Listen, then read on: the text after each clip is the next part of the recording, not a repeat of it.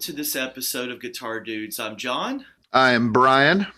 and we're here to talk about the British invasion three-part series. Now we're in part two. Last time we talked about the swinging 60s, how the British invasion, the first British invasion happened. Now we're going to talk about in part two today, the groovy 70s and what led up to that, because to me, the 70s were kind of the lull of the British invasion. The bands were now at their height, the Vietnam War's in full swing, but something changed in 69, 70, 71.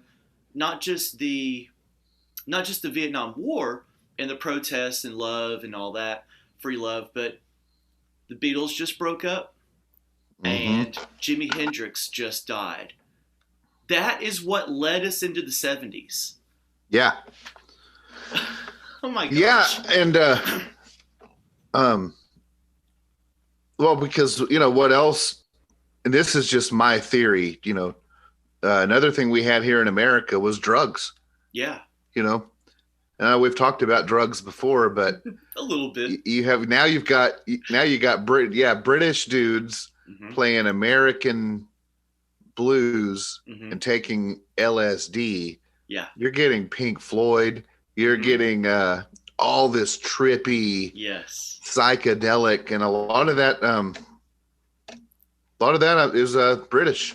And people have been getting wasted, and a lot of the Beatles records were heavily influenced by. Look at Lucy in the Sky with Diamonds, and that's got LSD written all over it. Yeah, it just kind of brings it all into focus when you're looking at the 70s now. You got bands like you mentioned, Pink Floyd. They're really getting going.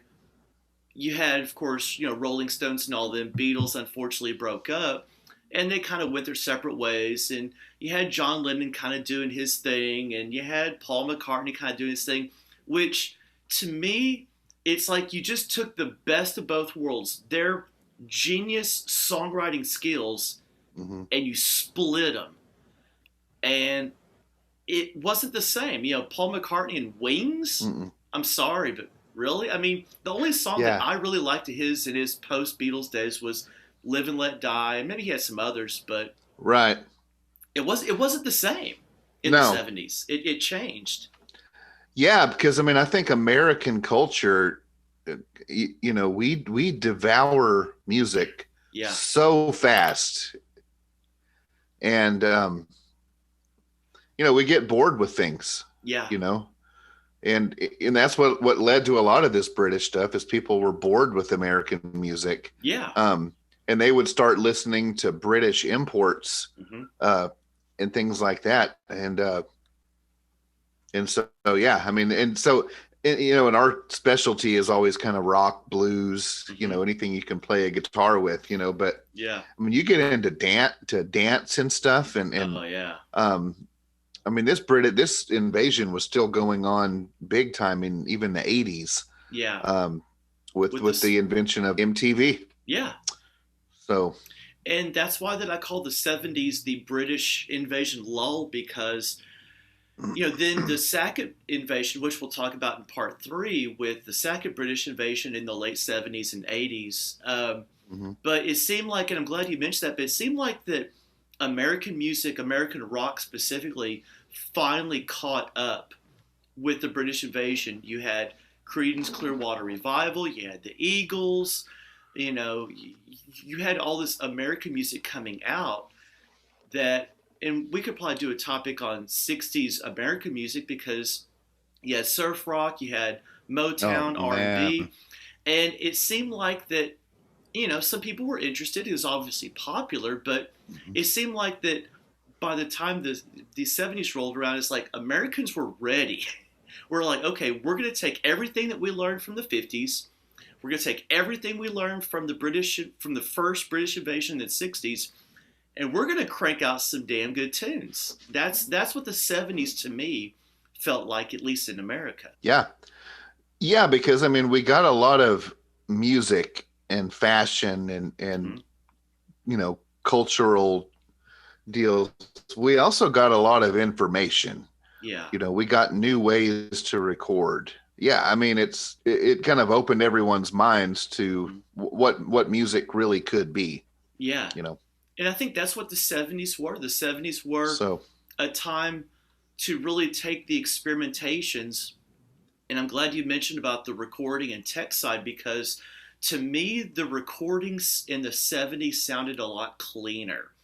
They were doing a lot of experimenting of recording processes and techniques in the 60s, a lot of it, the Beatles. But I think that in the 70s, they just went crazy with it. I mean, now you're starting to get, you know, work your way up to 24 track recording. That was unheard of. That was brand new. yeah, I mean, no one had heard that kind of music before. Yeah. It was it gave people something to look, to kind of a musical outlet Hmm. locally too. They didn't have to go Yeah.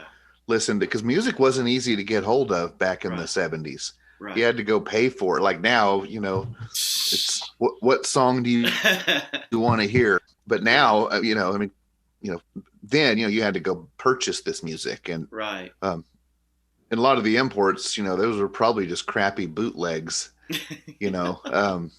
Yeah. But the 70s too. I mean, they were really live music really took off. Yes. Um, Yes. you had just these killer performances, and Hmm. that's where I think music really, because you had a lot of live music before that, but I Hmm. mean, it got pretty serious in the 70s. Yeah. These crowds just grew to where, and again with this information and with all this technology, Hmm. uh, I mean, we were able to fill larger venues. The sound got better. Hmm. Um, there was more music to choose from, and Hmm. yeah. So yeah, the whole Yeah. live aspect of it, and just the experience that you talk to Yeah. anyone that attended like a Van Halen concert like in the 70s, Yeah. um, and I know they're not British, but I mean, they just, any concert in the 70s, I hear the experience was well worth the ticket, Yeah. which And is probably a lot yeah. cheaper than tickets are today. Oh my gosh, yes. I Have mean, you been to man? Every oh, last concert I saw was, I mean, the last big concert I saw, Nine Inch Nails and Soundgarden yeah. together. Oh wow. Um, and yeah, it was like $150 for the ticket. Then again, it was in the fourth row, so Oh, okay. that was a pretty good experience too. Well, yeah, and I mean, if you want to listen to some of the old guys, I mean, if you want to go to a Rolling Stones concert, you're gonna pay out the nose for it. I remember somebody told me, Yeah. no, this is country, but one of my students' dads was telling me that he and his girlfriend were going to go see George Strait for two tickets Mm. plus parking. It was like $700. Sorry, Outrageous. George. Ain't gonna do it. I'm sorry. Not gonna do Sorry, it. George. Dude, I could buy a Mexican Strat for that. Exactly. But if you notice that, and You know? I have to So, keep reverting back to the Beatles in certain areas, because the Beatles were the first ones to start playing large arenas. I mean, if you wanted to go see a band, you went to a club. You went to a club. mm-hmm. You went to some kind of a small music venue that may have held, 300, 500 people. It may have been, maybe a 700 capacity.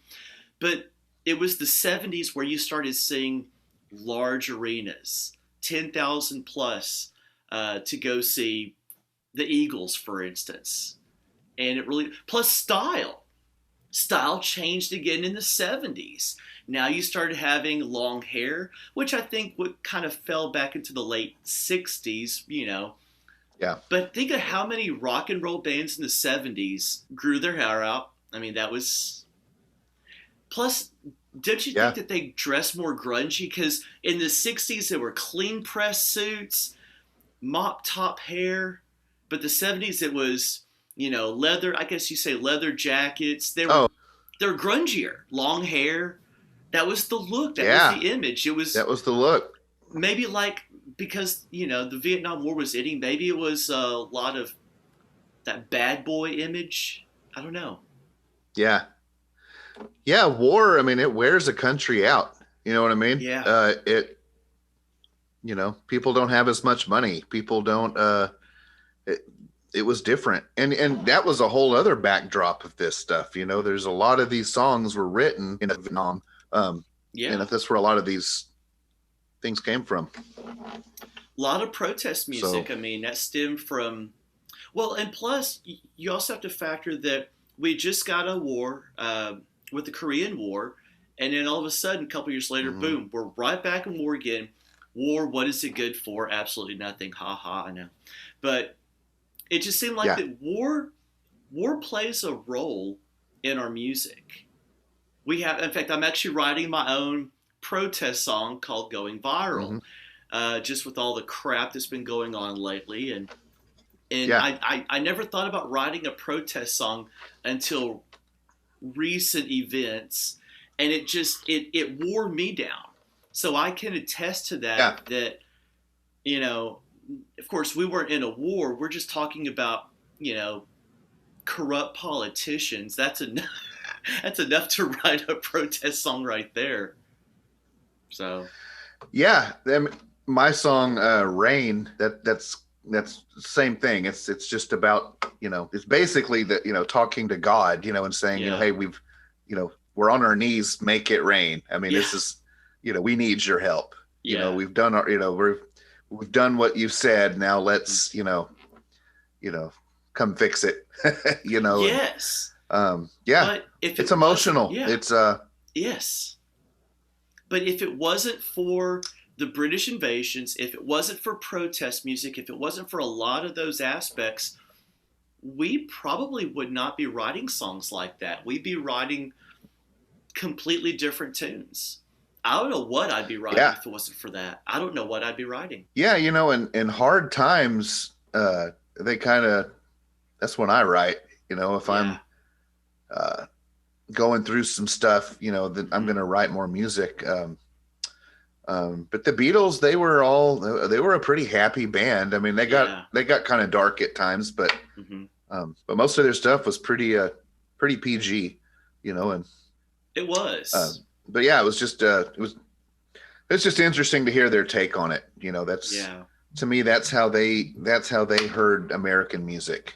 Yeah. And this is their version mixed in with some of their background, and that's what we get. And in the 70s, more drugs. People got more drugs, and the drugs got better. Yeah. Instruments got better. Venues got bigger.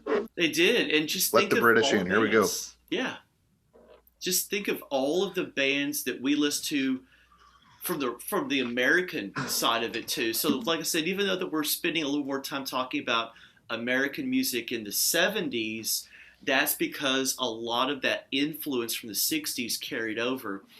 And I have to say I'm struggling to think of some of course Pink Floyd and some others, but of course they started in the 60s, so that's why that we're kind of talking more about the influence that the 60s British invasion came into the 70s lull, where there wasn't really any new bands popping up in the 70s from the British side, and we'll talk more about how it resurfaced back in the 80s with the second British invasion. But I just can't help to think about all of the good American music that popped up from the 70s because of that first British invasion. Alice Cooper's another one. It was great music back then. It was, and a big thing to do in the 70s was to go to concerts. Yeah. With your friends, and you get a group of people, you'd go to a concert. It brought people together, and so you had that experience of, live music was really big in the 70s. Yeah. And you got to connect with an artist on a different level, and that inspired the musicians that were in the crowds. They want to bring that level. So I think some of the greatest music in American culture was written in the 70s. Hands down. Most of my record collection is old ZZ Top records, old And ZZ Top's from Texas. That's things another like that. one. And talk about heavily blues Yeah. influence too. My goodness. Oh man, yeah. We should do a Texas Texas episode too. We're just by doing this, we're getting more ideas for episodes for you to watch because you enjoy it and you love us, the guitar dudes. So pretty much wraps it up for and today. Especially loving us, you probably we're right on schedule. Perfect the only thing about timing. keeping the time is my phone it keeps locking, so I have to keep unlocking it. So sorry guys. It's like, but yes. Cool. All right. Well, so like every 10 seconds it goes black. Oh gosh. So yes, we'll see you next time for part 3 for episode numero tres. There you go. See you Adios. next time. Later.